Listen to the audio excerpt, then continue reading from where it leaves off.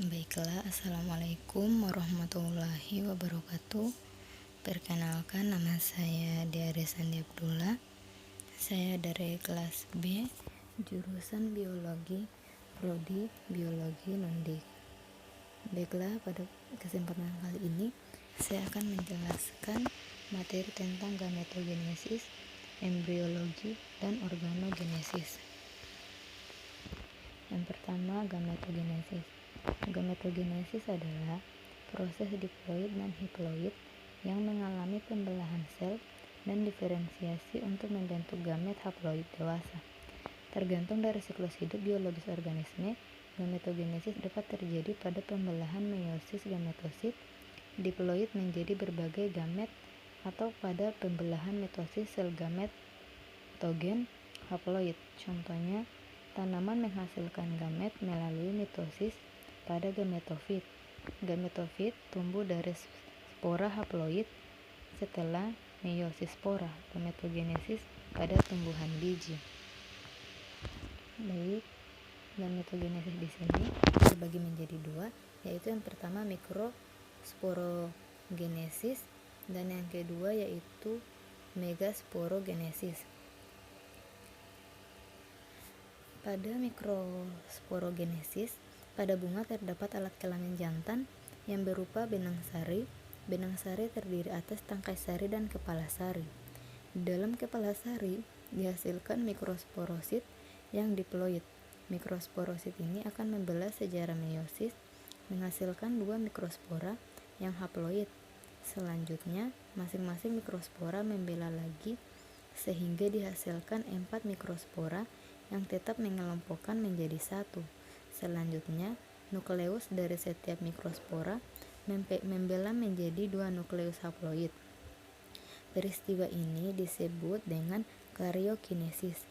Nukleus yang satu disebut nukleus saluran serbuk sari, yang lain disebut nukleus generatif. Setelah serbuk sari terbentuk, nukleus generatif akan membelah secara mitosis menghasilkan 2 nukleus sperma atau spermatogen, sedangkan nukleus saluran serbuk sari tidak membelah. Dengan demikian, setiap serbuk sari yang masak akan memiliki 3 nukleus haploid, yaitu 1 nukleus saluran serbuk sari dan 2 spermatogen. Spermatogen ini akan masuk menjadi spermatozoid. Berikutnya yaitu megasporogenesis. Sel telur atau ovum berasal dari sel induk atau megasporosi yang diploid. Sel ini terdapat dalam ovarium bakal buah. Mula-mula megasporosit membelah meiosis menghasilkan 2 sel haploid. Selanjutnya, masing-masing sel haploid membelah sekali lagi sehingga seluruhnya dihasilkan 4 megaspora yang haploid yang tersusun berderetan.